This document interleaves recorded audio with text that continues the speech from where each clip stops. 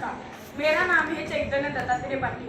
मैं आज आपको मेरे आदर्श व्यक्तित्व स्वामी विवेकानंद जी इनके बारे में 2 शब्द बताने जा रहा हूँ। वे 2 शब्द आप शांत मनोभाव से सुने, यह मेरी इच्छा है। नमन है उस विभूति को जो ज्ञान का सागर था। नमन है उस विभूति को जो ज्ञान का सागर था, जिसकी शक्ति थी वह ओज का जागर था। जिसके शब्दों में शक्ति थी वह ओज का जागर था। मेरे आदर्श, मेरे प्रेरणा स्रोत स्वामी विवेकानंद जी केवल एक व्यक्ति नहीं थे, बल्कि एक ऐसी विचारधारा है जो आज के नए युग के युवाओं को एक ऊर्जा प्रदान करती है।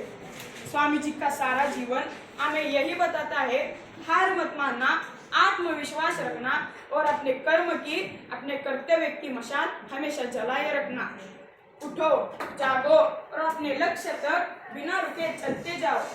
यह सिर्फ एक वाक्य नहीं, बल्कि एक ऐसा मूल मंत्र है जो अपने जीवन को साकार कर सकता है। स्वामी विवेकानंद जी ने हमें यही सिखाया, जब तक हमारे अंदर आत्मबल और कर्मठता है, तब तक हमें कोई भी बाधा रोक नहीं सकती। स्वामी विवेकानंद जी ने धर्म, शिक्षा और समाज सुधार में जो अपना योगदान दिया, वह इतिहास के स्वर्णिम पृष्ठों में अभी भी लिखे थे। भारत माता के वीर सपूत थे वो, भारत माँ के वीर सपूत थे वो, भक्ति और ज्ञान के स्वरूप थे वो, भक्ति और ज्ञान के स्वरूप थे वो। असंख्य युवाओं में जोश भर दिया, असंख्य युवाओं में जोश भर दिया, भारत माँ को हीरा बना दिया, भारत माँ को हीरा बना दिया। जब 1893 में शिकागो में धर्म संसद में भारत की ओर से जब उन्होंने भाषण किया, तो सारा विश्व भारत की संस्कृति, भारत का ज्ञान और भारत के वेदांत से प्रभावित हुआ। क्या वो पंक्तियाँ थी मेरे भाइयों और बहनों, क्या वो पंक्तियाँ थी मेरे भाइयों और बहनों? वो सिर्फ एक पंक्तियाँ, वो सिर्फ एक संबोधन नहीं था, वो था एक विश्व बंधुत्व का संदेश।